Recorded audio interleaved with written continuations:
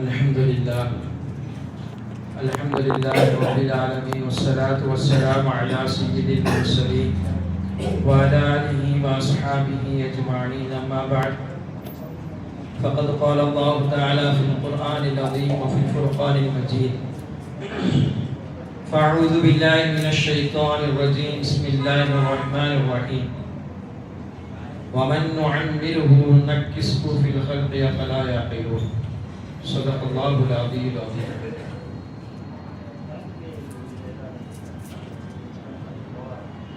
சங்கமிக அல்லாஹ்வின் நல்லடியார்களே,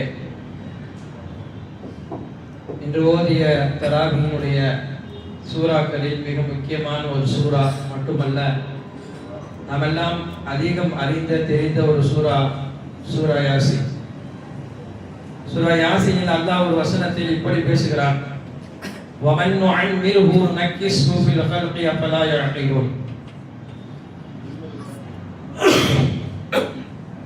அல்லாஹ் தஆலா உங்களுக்கு நீண்ட ஆயுளை கொடுக்கிறான். அவனுடைய படைப்பிலேயே அவன் தலைகீழாக உங்களை ஆக்குகிறான். தலைகீழாக உங்களை நாம் ஆக்குகிறோம் என்று சொல்லிவிட்டு அஃபலா யாகிலூன், நீங்கள் அதை சிந்திக்க வேண்டாமா என்று சொல்லி தருகிறார். உங்களுக்கு கொடுக்கப்பட்ட நீண்ட ஆயுளில் நாம் தலைகீழாக அதை ஆக்குகிறோம் என்று அல்லாஹ்வுடைய இந்த வசனத்திற்கு என்ன பொருள், அதனுடைய விரிவுரை என்ன என்பதை பற்றி தான் இன்றைய தினம் பார்க்க இருக்கிறோம். பொதுவாக யதார்த்தமாக உலகத்தினுடைய நீதி என்னவென்று சொன்னால், வயது கூட கூட கூட கடைசியிலே அவர் வயது முதிர்ந்தவராக ஆகி போவார். வயது முதிர்ந்தவராக ஆகக்கூடிய அவருக்கு ஒரு கட்டத்திற்கு மேல் குடுகுடு கிழவனாக ஆகுவார்கள் என்று சொல்வார்கள். அது மாதிரி ஒரு ஸ்டேஜுக்கு போன பிறகு அவருடைய நிலை எப்படி ஆகும் என்றால், அவர் குழந்தையை போல மாறிவிடுவார். குழந்தைகள் இருக்கக்கூடிய சில விஷயங்கள் எல்லாம் அவரிடமும் வந்துவிடும். இதைத்தான் அல்லாஹ் இந்த ஆயத்தில் கூறி காட்டுகிறான்: நுனக்கிஸ்ஹு, நாம் அவரை தலைகீழாக ஆக்கி விடுவோம் என்ற இந்த அர்த்தத்தினுடைய பொருள், அவர் குழந்தை பருவத்தில் எப்படி இருந்தாரோ அது போல ஆக்கி விடுவார். அவருடைய கடைசி அந்த முதிர்ச்சியில் அல்லாஹ் அவரை ஆக்கி விடுவான். அப்ப அவர் அப்படி ஆக்கப்படும் பொழுது அவர் என்ன செய்ய வேண்டும்? ஒன்று. இரண்டாவது, அவரை சுற்றியுள்ளவர்கள் அவரை எப்படி பார்த்துக் கொள்ள வேண்டும்? இதை பற்றி தான் இன்று பேச இருக்கிறோம். முதலில் அல்லாஹ்வுடைய இந்த படைப்பை குறித்து முதலில் சிந்திக்க கடமைப்பட்டிருக்கிறோம். அல்லாஹ்வுடைய படைப்பே ஒரு அற்புதமான படைப்பு. அல்லாஹ் ஆரம்பமாக எப்படி சொல்கிறான்? லம் யகுன் ஷைஅன் மذ்கூரா, நீங்கள் ஒன்றுமே இல்லாமல் இருந்தீர்கள், உங்களை நாம் படைத்தோம். இப்ப சுட்டி காட்டுவதற்கு மனிதன் எந்த பொருளாகவும் இல்லை. இருந்தால் தானே, ஏதும் வஸ்து இருந்தால் தானே அந்த இடத்தில் சுட்டி காட்ட முடியும். ஒன்றுமே இல்லாததை சுட்டி காட்ட முடியாது. அல்லாஹ் அப்படி சொல்கிறான்: ஒன்றுமே இல்லாத உங்களை நாம் படைத்தோம். முதலில் மண்ணிலிருந்து படைத்தோம். முதல் படைப்பு மண்ணிலிருந்து. அடுத்த ஒரு படைப்பு அது இந்திரியத்திலிருந்து வெளிவந்தது. மூன்றாவது அந்த படைப்பு மாறுதலாக அலகாவாக மாறுகிறது, இரத்த கட்டியாக மாறுகிறது. அடுத்து அந்த படைப்பு ஐந்தாவதாக முல்லுகாமா, சதை துண்டாக மாறுகிறது. சதை துண்டாக கருவில் இருக்கக்கூடிய அந்த துண்டு தான் கொஞ்சம் கொஞ்சமாக வளர்ந்து குழந்தையாக ஆகிறது ஆறாவதாக. அதற்கு பிறகு அது வெளிவந்து நாட்கள் ஆண்டுகள் எல்லாம் கழித்து அவன் வாலிபனாக ஆகிறான். ஒன்பதாவது அந்த வாலிப கட்டத்திலிருந்து தாண்டி அவன் முதிர்ச்சியை அடைகிறான், முதுமையை அடைகிறான். அடுத்து முதுமைக்கும் தாண்டி அவன் போர்தால் குடுகுடு கிழவனாக அரபிலே இப்படி சொல்கிறார்கள், அறுதலுல் உமூர் என்று சொல்வார்கள். அறுதலுல் உமூர் என்று சொன்னால் என்ன? இழிவான வயதுடையவர் என்று பொருள். அது என்ன இழிவான வயது என்று சொன்னால், கடைசி அந்த கட்டத்தில் இவர் மற்றவர்களின் பக்கம் தேவையாகிறார். தேவையுடையவராக அந்த முதியவர் ஆகுவதனால் அந்த வயதிற்கு அப்படி ஒரு பொருள் கொள்ளப்படும். அதற்கு அடுத்துதான் அவரை மரணம் வந்து சமீபிக்கிறார். இப்படி மனிதன் ஒன்றுமே இல்லாமல் இருந்து கடைசியிலே அவனை இந்த கட்டத்திற்கெல்லாம் தாண்டி அவனுக்கு அல்லாஹ் மரணத்தை கொடுக்கிறார். அல்லாஹ் இந்த ஆயத்தில் சொல்ல வருவது, வயது கூட கூட கடைசி நிலையில் அவன் அறுதல் உமர் என்று வரக்கூடிய அந்த வயதில் அவனுடைய வாழ்வை அல்லாஹ் தலைகீழாக ஆக்குகிறான். சில பேர் இப்படியே சொல்கிறார்கள், இரண்டாவது குழந்தையாக வயோதிகர்கள் ஆகி போகிறார்கள். முதல் குழந்தை பருவம் கடந்து வாலிபத்தை கடந்து முதிர்ச்சியை கடந்து கடைசி காட்டத்தில் எந்த அளவுக்கு ஆகி போகிறார்கள் என்றால் இரண்டாவது குழந்தை பருவத்திற்குள்ளே அவர்கள் வந்து விடுகிறார்கள். வயது உலகத்தில் கொடுக்கப்பட்ட வயது என்பது அல்லாஹ் அப்படி கொடுத்திருக்கிறார். ஏறு வயசிலே வயது ஏறி கொண்டு போகாது. நாம் நினைத்திருக்கிறோம் ஒரு 40க்கு பிறகு 45, 46, 47 எல்லாம் அப்படியே நம்மை கூட்டி கொண்டு போகிறது என்று நினைக்கிறோம். கொஞ்சம் இப்படி சிந்திக்கலாமே. ஒரு மலை மேலே ஏறுகிறோம் என்று சொன்னால் வயது கணக்கு வைத்து ஒருவர் ஏறுகிறார். ஒரு வயது 2 வயது அப்படியே மலை மேலே ஏறி போகிறார் என்றால் 20, 25 வயது, 35 கிட்டத்தட்ட அந்த மலையுடைய உச்சை அடைய போகிறார். மலையுடைய உச்சி என்பது 40 வயது. 38, 40வது வயதில் அவர் மலையுடைய உச்சியில் வந்து விடுகிறார். இதற்கு பிறகு என்ன செய்ய வேண்டும்? ஏற முடியுமா? இதற்கு பேர் இறங்க தான் செய்ய வேண்டும். மலையுடைய அடிவாரத்திற்கு அவர் இறங்கி வர வேண்டும். 40ற்கு மேல் நமது வயது கூறுவதனால் நம்ம ஏறி கொண்டு போகிறோம் என்பது பொருள் அல்ல. இப்போ நாம் இறங்க ஆரம்பித்து விட்டோம். 40ற்கு கீழே மடி அடிவாரத்தில் இறங்கி வருகிறோம். இதனுடைய பொருள் என்ன? இந்த இறங்குதல் எவ்வளவு வேகமாக போனாலும் அடிவாரத்திற்கு போய்விடும். 40 கீழே இறங்குகிறார்கள் என்றால் அவர்கள் அல்லாஹ்வை முன்னோக்கி போய் கொண்டிருக்கிறார்கள். அந்த அல்லாஹ்வை முன்னோக்கி போகக்கூடிய வயது வரக்கூடிய காலம் என்பது 100ஆக இருக்கலாம், 80ஆக இருக்கலாம், 60ஆக இருக்கலாம், இல்லை 40ஐ தொடக்கையுடன் முடித்து விடலாம், எப்படி வேண்டுமானாலும் இருக்கலாம். இப்ப நம்ம நினைக்கலாம் 20ல மூத்து வராதா, 25ல மூத்து வராதா, அதெல்லாம் வரும் தான். பெரும்பாலும் நான் சொல்ல வருவது உலகத்தினுடைய நீதி நம்மை அல்லாஹ்விடத்தில் சரிபடுத்திக் கொள்வது 40 வயதை அடைந்து விட்டால் முழுமையாக நம்மை அல்லாஹ்விடத்தில் ஒப்படைக்க வேண்டும். அதற்குரிய காரணங்கள் காரியங்களுக்குள்ளே நாம் வந்தாக வேண்டும். அதையும் விட தாமதப்படுத்தினால் அந்த மௌத்தை அல்லாஹ் தள்ளி போட மாட்டார். இறங்கு வரிசையில் இறங்கக்கூடியவர்களுக்கு எதை நோக்கி இறங்குகிறார்கள்? தன்னுடைய மௌத்தை நோக்கி இறங்குகிறார்கள். அந்த எக்ஸ்பியுடைய டேட் என்பது அவர்களுக்கு தெரியாது. எனவே வயோதிகருடைய விஷயத்தில் இஸ்லாம் அப்படி பார்க்க சொல்கிறது. நம்ம சில நேரத்தில் துவா செய்யும் பொழுது எப்படி துவா செய்வோம்? எல்லாம் 100 வயசு வாழவை, 120 வயசு வாழவை, இந்த மாதிரி ஒரு துவாவை செய்யக்கூடாது. என்ன துவா செய்யணும்? எல்லாம் அதிக ஆயுளை கொடு என்று துவா செய்யலாம். நோயற்ற வாழ்வை அந்த ஆயுளை கொடு என்று துவா செய்யணும். வெறுமனே வயதிற்காக வேண்டி மட்டும் துவா செய்யக்கூடாது. பெருமானார் ஸல்லல்லாஹு அலைஹி வஸல்லம் எந்த அளவுக்கு துவா செய்திருக்கிறார்கள் என்று போனால், அல்லாஹும்ம இன்னி அஊது பிக்க அர்தலில் உமூர், நாயகம் செய்த துவா, யா அல்லாஹ் குடுகுடு கிழவனாகக்கூடிய அந்த வயசை விட்டு என்னை பாதுகாத்தருள் புரி. ஏன் அந்த அளவுக்கு வாழக்கூடாதா? ரசூலுல்லாஹ் ஏன் இப்படி துவா செய்தார்கள் என்றால், அந்த ஏஜுக்கு போகக்கூடியவருடைய பல பேருடைய நிலை எப்படி ஆகுதுன்னா, மற்றவர்களிடம் சார்பாக ஆகி வாழக்கூடிய ஒரு வாழ்வு வருகிறது. தேவைக்காக மற்றவர்களிடம் அவர் போகக்கூடிய நிலை வருகிறது. அவருடைய சுய தேவையை பல நேரங்களில் அவராலே செய்ய முடியவில்லை. அது மாதிரியான ஒரு வாழ்க்கையை கொடுத்துட வேண்டாம் என்பதாக பெருமானார் ஸல்லல்லாஹு அலைஹி வஸல்லம் அவர்களே அல்லாஹ்விடத்தில் துஆ செய்திருக்கிறார்கள். அப்ப துஆ எப்படி இருக்க வேண்டும் என்றால், யா அல்லாஹ் என்னை நடமாடும் காலம் வரை, வயோதிகம் ஆனாலும் கூட நானே எனது சுய தேவைகளை செய்யும் வரை எனது வாழ்க்கையை நீவித்துக் கொடு என்று துஆ செய்ய வேண்டும். இருக்கும் காலம் வரையும் படுக்காமல் இருக்கக்கூடிய பாக்கியத்தை கொடு என்று துஆ செய்ய வேண்டும். பெருமானார் ஸல்லல்லாஹு அலைஹி வஸல்லம் எனவேதான் அந்த அல்தல் உமூர் என்று சொல்லக்கூடிய அந்த வயதிற்கும் வராமல் இருப்பதற்காக துஆ செய்தார்கள். அல்லாஹ்விடத்தில் அவருடைய துஆவும் ஏற்றுக்கொள்ளப்பட்டது. 63 வயதில் ரசூலுல்லாஹ் வஃபாத் ஆகிறார்கள். இது வியப்பு என்னவென்றால் 63இல் பெருமானாரும் மௌத், 63இல் அபூபக்கர் ரலியல்லாஹு வஃபாத், அதே 63இல் உமர் ரலியல்லாஹு வஃபாத். அப்ப அல்லாஹ் என்ன சொல்ல வருகிறான் என்றால், உங்களை அந்த இடத்திற்கு கிழவனாக கூடிய அந்த இடத்திற்கு ஒரு மனிதன் போகிறான் என்றால் கடைசி கட்டத்தில் அவன் குழந்தையை போல அவனுடைய பருவம் மாறுகிறது. நாம் ஒப்பிட்டு பார்க்கலாமே. குழந்தை பருவத்திற்கும் வயோதிக பருவத்திற்கும் உண்டான ஒப்பீடுகளை நாம் எடுத்து பார்த்தாலே ஏராளமான ஒப்பீடுகளை நம்மால் காண முடிகிறது. குழந்தைகள் ஆரம்ப கட்டத்தில் அவருடைய பல்கள் முளைக்காது. வயோதிகளுக்கு பல் முளைத்து விட்டு அந்த பல்கள் கொட்டி போய்விடும். குழந்தைகளுக்கு பொறுத்தவரை அதன் ஆரம்ப கட்டத்தில் அவ்வளவாக தெளிவாக பேசாது, திக்கு திக்கு தான் பேசும். வயோதிகள் கடைசி கட்டத்திலே அவருடைய பேச்சிலே அவர்கள் தடுமாறுவார்கள். குழந்தைகளை நாம் எல்லா நேரத்திலும் பராமரிக்க வேண்டும். உணவு உண்பது குழந்தைகளுடைய கவசமாக இருக்கும். வயதாகிவிட்டு முதியவர்களாக ஆகினால் அவருடைய உணவும் கூட மிக குறைவாக ஆகிவிடும். குழந்தைகளை பல நேரங்களில் நாம் பராமரிக்க வேண்டியது இருக்கும். வயதானவர்களையும் கூட அப்படி பராமரிக்கக்கூடிய வயதிலே பராமரிக்க வேண்டிய கஷ்டம், அந்த நிலை நமக்கு வரும். ஆனால் இது என்ன பெரிய மாற்றம்னா, குழந்தையாக இருக்கக்கூடிய ரீதியில் இருக்கக்கூடிய நமது பிள்ளைகளை பராமரிக்கும் பொழுதோ, பிள்ளைகளுக்கு இதையெல்லாம் செய்யும் பொழுதோ நாம் சடைவிடுவது கிடையாது. ஆனால் பெற்றோர்களுக்கு இதையெல்லாம் எடுத்து செய்யும் பொழுது மனிதன் பல நேரங்களில் சடைவிடுத்து போய்விடுகிறான். அது அவனுக்கு கொஞ்சம் கஷ்டமாக தெரிகிறது. சில நேரங்களில் பிள்ளைகளுடைய ஆடை குறைவு என்பதை அசிங்கமாக நினைக்க மாட்டோம், அதை சில நேரங்களில் அழகாக நினைப்போம். ஆனால் அதே பெரியவர்களுக்கு ஆடை குறைத்து விட்டால், அவருடைய படுக்கையில் ஏதாவது ஆடை நகர்ந்து விட்டால் அதை நாம் ஏற்றுக்கொள்வதற்கு தயாராக இல்லை. பிள்ளைகள் நடக்கும் பொழுது சில நேரங்களில் தடுமாறுகிறார்கள்.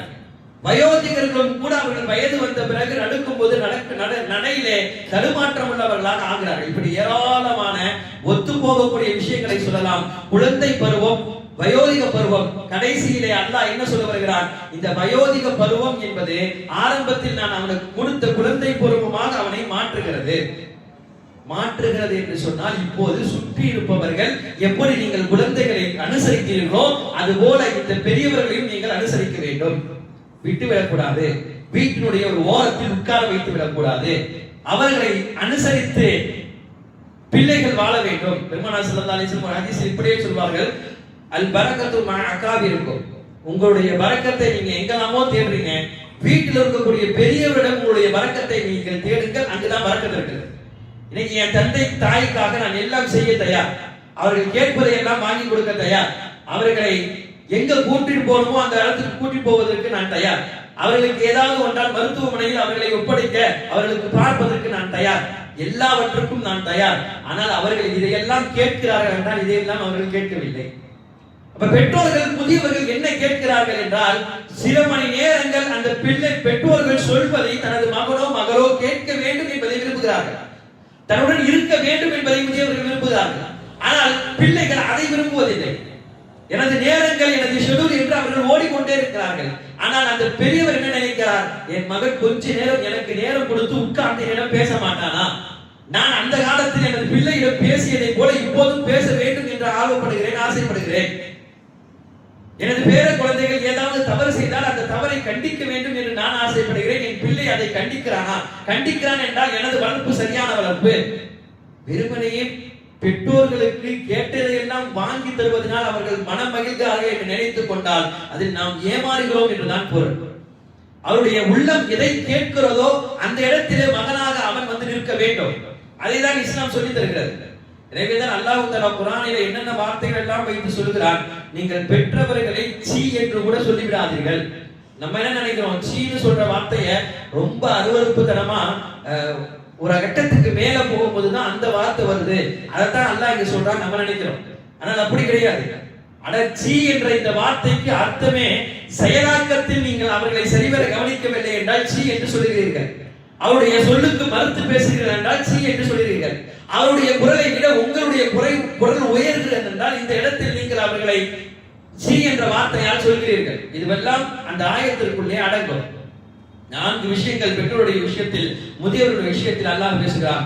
இரண்டாவது அல்லாஹ் சொல்வான், அவர்களை நீங்கள் விரட்டாதீர்கள். அதுபோல விரட்டாதீர்கள் என்றால் என்ன நினைக்கிறோம், நம்ம தான் நம்முடைய தந்தையை வீட்டுல வச்சு பாத்துக்கிறோமே, அல்லாஹ் விரட்டாதீங்கன்னு சொல்றான், நம்ம என்ன அனாதை ஆஸ்பத்திரியில போய் சேர்த்துருமா இல்ல விரட்டி விடுறோமா, அந்த மாதிரி நம்ம செய்யறதில்லை நம்ம நினைக்கிறோம். ஆனால் விரட்டாதீர்கள் இந்த அர்த்தத்துக்கு வார்த்தைக்கு பொருளாகவே என்ன சொல்கிறார்கள் என்று சொன்னால், பல நேரத்திலே நம்ம வீடுகள்ல எங்கேயாச்சும் ஒரு ஓரத்திலேயோ வேற இடத்துலயோ அவங்க உட்கார்ந்துருந்தா உடனே இங்க உட்காராதீங்க, அங்க போய் பாருங்க, எந்திரிங்க எந்திரிங்க என்று சொல்வது வழக்கமாகிவிட்டது. பல வீடுகளில் இது முதியவர்களை நடத்தக்கூடிய மிகப்பெரிய அனாச்சாரமாக இருக்கிறது. உட்காருவது கூட சரிவர உட்காருவதற்கு விடுவது கிடையாது. அப்ப அல்லாஹ் அதைதான் குறிப்பிட்டு காட்டுகிறான், அதுபோல உங்களுடைய பெற்றோர்களை நீங்கள் விரட்ட வேண்டாம். மூன்றாவது அல்லாஹ் சொல்கிறான், அவரிடம் நீங்கள் பேசினால் சங்கையான வார்த்தைகளை கொண்டு பேசுங்கள். இது ரொம்ப முக்கியம். ஆனால் இந்த சங்கையான வார்த்தை எதுவரையும் இருக்குதுன்னா இருக்குது. எதுவரையும் இருக்குது என்றால், நம்மை அவர்கள் பராமரிக்கும் வரை நமது வார்த்தை அவர்களிடம் சங்கையாக இருக்கிறது. என் அத்தா இல்லைன்னா நான் இல்லை, என்னுடைய படிப்பு இருக்கும் வரையும் நான் அப்படி பார்க்கிறேன். எனது படிப்பு முடித்து வேலைக்கு போய் நான் சம்பாதித்து எனது சம்பாத்தியத்தில் தான் எனது அத்தாவுக்கு உணவு என்ற கட்டத்தில் ஆக்கப்படும் பொழுது, இந்த நிலைக்கு ஒரு பிள்ளை வரும் பொழுதுதான் அப்போதிருந்து அந்த மதிப்பு மரியாதையும் இங்கு குறைகிறது. காரணம், எனது பணத்தில் எனது தந்தையை நான் பார்க்கிறேன் என்பதற்காக ஒரு சில வார்த்தைகள் முன்னால் பின்னால் போகிறது. அதுவரையும் இருந்த அந்த மரியாதையும் அந்த கண்ணியும் கொஞ்சம் கீழே போகிறது. காரணம் என்னவென்றால், நாமே சில நேரங்களில் நினைத்துக் கொள்கிறோம், நாம் தான் பெற்றோர்களுக்கு சம்பாதித்து வைக்கிறோம், நமது சம்பாத்தியத்தில் தான் நமது பெற்றோர்கள் இருக்கிறார்கள் என்ற அந்த நினைப்பு மரியாதையை கெடுக்கிறது. அப்படி கெடுத்தால் தான் அல்லாஹ் சொல்லித்திருக்கிறான், அவர்களுக்கு நீங்கள் பேசும் பொழுது பேச்சு கவனமாக பேச வேண்டும். எவ்வளவு வயது முதிர்ந்தவர்களாக உங்களுடைய பெற்றோர்கள் ஆனாலும், நீங்களும் அந்த நேரத்துக்கு போனாலும் உங்களுடைய பெற்றோர்கள் உங்களுக்கு பெற்றோர்கள் தான். எனவே அவர்களுடைய வார்த்தைகளிலே நீங்கள் அவர்களை சங்கையாக அணுக வேண்டும். சில நேரங்களில் குழந்தை பருவத்திற்கும் நான் சொன்னேனே, அந்த பருவத்திற்குள்ளே பல நேரங்களில் போய்விடுவார்கள், வெளிவர மாட்டார்கள். கேட்ட விஷயத்தை திரும்ப திரும்ப கேட்டார்கள். மறுபடியும் கேட்பதனால் நமக்கு கோபம் வரும். அந்த கோபத்தை வெளிப்படுத்தி விடக்கூடாது. பல பேர்கள் இன்று எனது பெற்றோரை பார்ப்பது எனக்கு கடமை என்று சொல்கிறார்கள். ஆனால் கடமை என்பதற்கும் ஆசை என்பதற்கும் வித்தியாசம் இருக்கிறது. ஆசையிலே போய் கடமையை சேர்க்கலாம். ஆனால் இன்று எப்படி ஆகிவிட்டது என்றால், கடமைக்காக பார்க்கக்கூடிய சூழ்நிலை ஆகிவிட்டது. என் பெற்றோர்கிட்ட நான் பேசக்கூடிய முறையிலும் அவங்களுடைய அனுசரிப்பையும் வைத்து நான் கடமையாக அவர்களுக்கு செய்கிறனா இல்லை பேச்சுக்கு கடமையாக செய்கிறனா என்பதை தெரிந்து கொள்ள முடியும். ஏன்னா இன்னைக்கு நிலைமை எப்படி இருக்குன்னு சொன்னா, வெளியில பெற்றோர் அனுப்பிச்சுட்டா உலகம் நம்ம என்ன பேசும் என்பதற்காக வழி இல்லாமல் வீட்டில் பெற்றோர்களை வைக்கக்கூடிய பிள்ளைகள் இருந்து கொண்டிருக்கிறார்கள். எனவே அவர்களுக்கு சாப்பாடு கொடுக்கக்கூடிய முறையும் அவர்களை அனுசரிக்கக்கூடிய முறையெல்லாம் வேறு மாதிரியாக இருக்கு. இதற்கு பேர் கடமை அல்ல, இதற்கு பேர் அவர்களை நாம் வைத்து அவர்களுக்கு நோய்களை கொடுக்கிறோம் என்பதுதான் பொருள். எனவேதான் அல்லாஹ் சொல்கிறான், நீங்கள் பேசக்கூடிய பேச்சிலே சங்கையாக பேச வேண்டும். எத்தனை முறை எதை கேட்டாலும் திரும்ப திரும்ப சொல்ல வேண்டும், சடைவிடையாமல் பேச வேண்டும். மிக முக்கியம் அதுதான். பெரியவரிடம் பேசும் பொழுது, பெற்றோர்கள் வயது முதிர்ந்தவர்களிடம் பேசும் பொழுது பேச்சிலே சடைவடைந்து விடக்கூடாது. ஒரு நிகழ்வை எழுதுவார்கள். ஒரு தந்தைக்கும் ஒரு மகனுக்கும் நடந்த ஒரு அழகிய நிகழ்வை புத்தகத்தில் எழுதி தருவார்கள். வாழ்க்கையில் இது நிதர்சனமாக நாம் பார்க்கக்கூடிய ஒன்று. தந்தைக்கு உடல்நிலை சரியில்லை, மருத்துவமனைக்கு அழைத்து விட்டு பிள்ளை கூட்டி விடுகிறார். மகன் கூட்டி வந்து மருத்துவமனைகளில் கொடுக்கக்கூடிய மருந்துகள் மாத்திரைகள் எல்லாம் வைத்திருக்கிறார். தந்தை வீட்டிற்குள் நுழைந்த உடனே கேட்கிறார், மகனே என்ன ஆயிற்று, என்ன இந்த மாத்திரை, என்ன மருந்து? மகன் சொல்கிறார், ஆமா உங்க உடல்நிலை சரியில்லை, அதனால இந்த மாத்திரை இதுக்கு கொடுத்திருக்காங்க, இந்த டானிக் உங்களுடைய சத்து காட்டி கொடுத்திருக்காங்க, இதை குடிக்கணும் என்று சொல்கிறார். தந்தை அதை கேட்டு விட்டு அப்படியா சரிப்பா என்று முடித்து விடுகிறார். சாப்பிட்டு முடித்து மருந்து கொடுக்க வேண்டும். இப்ப மருந்தை எடுக்கும் பொழுது மறுபடியும் இங்கு தந்தை கேட்கிறார், மகனே என்ன எடுக்கிற, என்ன ஆச்சு? அப்ப நான் அப்பவே சொன்னேன், உங்களுக்கு உடம்பு முடியல, இந்த மருந்தெல்லாம் கொடுக்க சொல்லியிருக்காங்க, அதனாலதான் எடுக்கிறேன். இதுல நீங்க ஒரு ஸ்பூன் குடிக்கணும், ஒரு டானிக் குடிக்கணும், ஒரு மூடி குடிக்கணும், ஊத்தி குடிக்கிறார். குடித்து விட்டு மறுபடியும் கேட்கிறார், எனக்கு நீ என்ன கொடுத்த? நான் குடிச்சேன். நிலைமை எப்படிதான் இருக்குது. பெரியவருடைய மறதியும் கூட, பெரியவருடைய நினைவும் கூட அவர்களுக்கு தெரியவில்லை. அவர்கள் கேட்கிறார்கள். இந்த இடத்துல திரும்ப திரும்ப திரும்ப கேட்கும் பொழுது ஒரு கட்டம் வரையும் பொறுமையாக சொல்லக்கூடிய மகன் அதற்கு மேல் சொல்ல மறுக்கிறார். என்னவாயிற்று? எதற்கு திரும்ப திரும்ப கேட்கிறீங்க? எதை குடிச்சாலும் குடிக்க வேண்டியதானே, ஏன் இந்த நிலைக்கு போறீங்க? ஒரு தடவை சொன்னா புரியாதா? திரும்ப திரும்ப கேட்கணுமா என்று பெற்றோர்களை கடித்துக் கொள்ளக்கூடிய நிலைக்கு பிள்ளைகள் ஆக்கப்படுகிறார்கள். அப்படி சொல்லும் பொழுது அந்த தந்தையுடைய முகம் வாடி போய்விடுகிறது. இந்த நிலைக்கு பிள்ளைகள் ஆக்கப்படுவது காரணம் அவர்கள் திரும்ப திரும்ப தெரியாமல் கேட்கிறார்கள். அல்லாஹ் சொல்றானே, அவங்க குழந்தை பருவத்திற்கு மாறி விடுகிறார்கள். அது இப்படி மாறி விடுகிறார்கள். ஆனா ஒரு குழந்தையை திரும்ப திரும்ப கேட்டா நம்ம கோபப்படுமா? எத்தனை வாட்டி கேட்டாலும் அதை சொல்றதுக்கு தயாராக இருக்கிறோம். ஆனால் குழந்தை பருவத்திற்கு போகக்கூடிய முதியவர்களிடம் சொல்வதற்கு நாம் தயாரில்லை. தந்தை சொன்னாராம், நம்முடைய வீட்டிலே ஒரு ரூமிலே ஒரு அலமாரியிலே ஒரு புத்தகம் இருக்கு, அதை எடுத்து வா. எடுத்து வந்தார். எடுத்து வந்து இந்த புத்தகத்தில் ஒரு சில வார்த்தைகள் எழுதியிருக்கு, எடுத்து படிங்க. திறந்தார்கள். திறந்த முதல் பகுதி எடுத்த உடனே அந்த தலைப்பு எழுதப்பட்டிருக்கிறது என்னன்னா, எனது செல்ல மகனுக்கும் எனக்கும் நடந்த ஒரு உரையாடல் என்று எழுதப்பட்டிருக்கிறது. செல்ல மகனுக்கும் எனக்கும் நடந்த ஒரு உரையாடல் எழுதப்பட்டிருக்கிறது. அடுத்த வரிசையாக மகன் படிக்கிறார். நானும் எனது மகனும் பூங்காவிற்கு போனோம். அங்கு முதல் முறையாக எனது மகன் காகத்தை பார்த்தான். பார்த்து கேட்டான், தந்தையை இது என்ன என்று கேட்டான். நான் சொன்னேன், மகனே இது காகம். மகன் கேட்டான், காகம் என்ன செய்யும் தந்தையே? சொன்னான். தந்தை சொன்னார், மகனே காகம் கரையும். முடிந்து விட்டது. அடுத்து கொஞ்சம் தூரம் போனேன், மறுபடியும் காகத்தை பார்த்தான், மறுபடியும் கேட்டான். மறுபடியும் நான் சொன்னேன், மகனே இது காகம். தந்தையே காகம் என்ன செய்யும்? மகனே காகம் கரையும். மறுபடியும் கொஞ்ச நேரம் போனேன். இதெல்லாம் அந்த புத்தகத்தில் எழுதி பண்ணு. அடுத்த பேஜ் படிச்சுட்டே போறாரு. மறுபடியும் அதே வார்த்தை, எந்த மாற்றமும் கிடையாது. திரும்ப திரும்ப கேட்கிறாரு, திரும்ப பதில். ஒரு கட்ட வரையை மகன் பிடித்தான். என்ன படிக்க சொல்றீங்க, என்ன கேட்க சொல்றீங்க? ஒரே வார்த்தையை திரும்ப எழுதிருக்கு. இதையே எத்தனை பக்கத்துல எழுதி வச்சிருப்பீங்க? என்னதான் எழுதிருக்கீங்க? ஏன் இவ்வளவு தூரம் நீங்க எழுத வேண்டும் என்று கேட்கும் பொழுதுதான் தந்தை மகனுக்கு அதுவரையும் அது என்னவென்றே புரியவில்லை. தந்தை சொன்னார், நீ சிறு வயதாக இருக்கும் பொழுது கேட்டாய், நீ எத்தனை முறை கேட்டாயோ அத்தனை முறை நான் எழுதியிருக்கிறேன், கொஞ்சம் படி அமைதியாக. மனிதன் மகன் கொஞ்சம் சிரித்து போய்விட்டான். அதற்கு பிறகுதான் அவன் செய்த தவறை அவன் உணர்ந்தான். கடைசி பக்கத்தில் வந்து அதுவே ஒரு கிட்டத்தட்ட ஒரு 10-15 பேஜ் எழுதப்பட்டிருக்கு. கடைசி பக்கத்தில் திருப்பி அந்த இடத்தில் கொஞ்சம் காலியாக விட்டு கீழே எழுதப்பட்டிருக்கிறதாம், எனது மகன் என்னிடத்திலே கேட்கவில்லையே. மகனை கூப்பிட்டு தந்தை கேட்கிறார், மகனே உனக்கு மறந்து விட்டதா? நீ கேட்க வேண்டும், நீ கேட்கவில்லை. நீ கேட்கவில்லை என்றாலும் நான் சொல்கிறேன், நீ 1000 முறை கேட்டாலும் நான் சொல்வதற்கு தயாராக இருக்கிறேன். இது காகம், இது கரையும், இது காகம், இது கரையும். நீ மறந்து விடாதே. மறந்து விட்டால் இந்த தந்தையிடம் மீண்டும் மீண்டும் கேள். சலப்படையாமல் இந்த தந்தை சொல்வதற்கு தயாராக இருக்கிறேன் என்று கடைசியிலே அந்த கடிதத்தை, அந்த புத்தகத்தை முடித்து புள்ளி வைக்கிறார். கேட்டு விட்டுதான் தந்தை சொன்னாராம், நீ அத்தனை முறை கேட்டும் நான் சொல்வதற்கு தயாராக இருந்தேன். ஆனால் ஒரு சில நேரத்திலே நான் கேட்டதற்கு நீ கடித்துக் கொள்கிறாயே என்று சொல்லும் பொழுது மகன் அதை உணர்ந்து கட்டி பிடித்து அழுதார் என்று வரலாற்றில் எழுதப்பட்டிருக்கிறது. உண்மை நிகழ்வை இன்று நாம் அப்படி பார்த்து கொண்டிருக்கிறோம். நமக்கும் பெற்றோர்களுக்கும் மத்தியிலே உள்ள பெரிய வித்தியாசமே ஒன்றுதான். என்னன்னா, நம்முடைய வளர்ப்பை கவனித்து அவர்கள் சந்தோஷப்பட்டார்கள். நாம் வளர்ந்து வரும் பொழுது எனது பிள்ளை வளர்ந்து வருகிறான், நல்ல நிலைக்கு போகிறான், அடுத்து எனது பிள்ளையுடைய வாழ்க்கையினுடைய தரம் உயர்கிறது, அவன் அந்த தரத்திற்கு போவான், அவருடைய வாழ்க்கை நல்லாக இருக்கணும் என்று கடைசி வரையும் வளர்ச்சியை குறித்து வளர்ந்ததை பார்த்து கொண்டே இருந்தார்கள். ஆனால் இன்று நாம் அவர்களுக்கு செய்யக்கூடிய பணிவிடையும் நாம் அவர்களுக்கு செய்யக்கூடிய அனைத்து விதமான ஹிதுமாத்துகளும் எப்படி இருக்கிறது என்றால், எத்தனை வருஷம் நான் செய்ய போறேன், என்ன ஒரு 5 வருஷம் எங்க அத்தாக்கு நான் இந்த பணிவிடை செய்வேனா, இல்ல ஒரு 10 வருஷத்துக்கு செய்வேனா, இல்ல அதிகமா எவ்வளவு செய்ய போறோம், ஒரு 20 வருஷத்துக்கு செய்வலாம். சொல்வது புரியுது என்று நினைக்கிறீர்கள். நம் வளர்ச்சியை பார்த்து அவர்கள் பழக்கப்பட்டு வளர்வதை கண்டு கண்டு கண்டு அவர்கள் புன்னகை பூத்தார்கள். நாம் செய்யக்கூடிய பணிவிடை என்றைக்காவது ஒரு நாள் இவர் மௌத்தாகத்தானே போவார் என்பதை நினைத்து கொண்டு செய்திருக்கிறோம். அப்படி செய்தால் அது பெற்றோர்களுக்கு செய்ய வேண்டிய மிகப்பெரிய அநியாயமாக அல்லாஹ்விடத்திலே ஆகி போய்விடும். எந்த கட்டத்திலும் அந்த நினைப்பை நமது பிள்ளை தந்தையிடம் நாம் கொண்டு போக கூடாது. அந்த நினைப்பை வைத்து நாம் பணிவிடை செய்யவும் கூடாது. கால முழுக்க எனது தந்தை வாழ வேண்டும், அவருக்காக வேண்டி எனது துஆ எந்த நேரம் இருக்க வேண்டும் என்ற கட்டத்தில் ஒரு பிள்ளை வந்தாக வேண்டும். அதுதான் நல்ல பிள்ளைக்கு உண்டான அடையாளம் என்பார்கள் பெருமானார் ஸல்லல்லாஹு அலைஹி வஸல்லம்.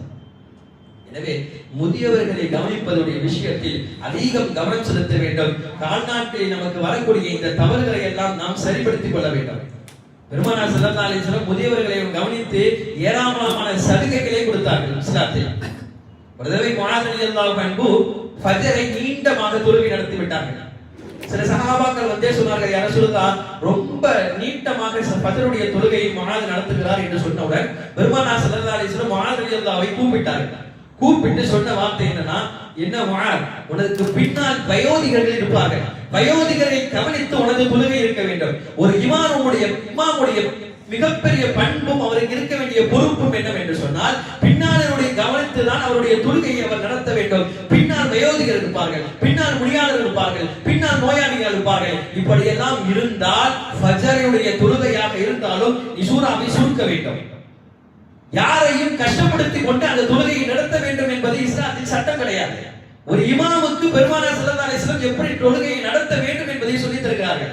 இப்ப முதியவர்களுக்கு பெருமானார் ஸல்லல்லாஹு அலைஹி வஸல்லம் கொடுத்த மிகப்பெரிய கண்ணியம். ஹஜ்ருல் அஸ்வத் கிட்ட வாலிபர்கள் எல்லாம் நெருங்கி போய் அந்த இடத்துல பலவாரியாக குமித்து பெரியவர்களுக்கு இடம் கொடுக்காத பல பேரை பெருமானார் கூப்பிட்டு வைத்து கடித்திருக்கிறார்கள். இந்த இஸ்லாம் இதற்காகவா பண்ணப்பட்டது? வெறும் ஹஜ்ருல் அஸ்வத் அது ஒரு கல், அதை நீங்கள் இங்கிருந்து தூரமாக இருந்து கூட முத்தம் கொஞ்சம் கொள்ளலாம். பெரியவர்களை அடித்துக் கொண்டும் சிறியவர்களை மிதித்துக் கொண்டும் அந்த கல்லை கிட்டே போனால் அல்லாஹ் உங்களுக்கு எந்த நன்மையும் கொடுக்க மாட்டான். ஒரு கட்டத்தில் பெருமானார், ஒரு கட்டத்தில் ஆயிஷா ரலியல்லாஹு அன்ஹா சொன்ன வார்த்தை, இப்ப முதியவர்களுக்கு இவ்வளவு கண்ணியத்தை இஸ்லாம் கொடுத்திருக்கிறது என்றால் யோசிக்க வேண்டும், அவர்களை நாம் பேணக்கூடிய முறை எப்படி இருக்க வேண்டும், இந்த வீடுகளில் அந்த முதியவர்கள் எப்படி பேணப்படுகிறார்கள்.